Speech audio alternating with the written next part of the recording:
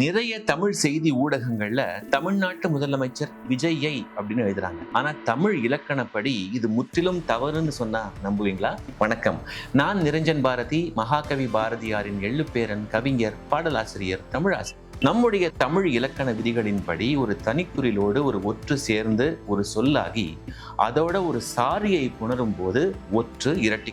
உதாரணத்துக்கு சொல் கூட்டல் இன் சொல்லின். ஆனா மற்ற சந்தர்ப்பங்கள்ல ஒற்று இரட்டிக்காம இயல்பாதான் புணரும். உதாரணத்துக்கு பால் கூட்டல் ஐ பாலை, மலர் கூட்டல் ஐ மலரை.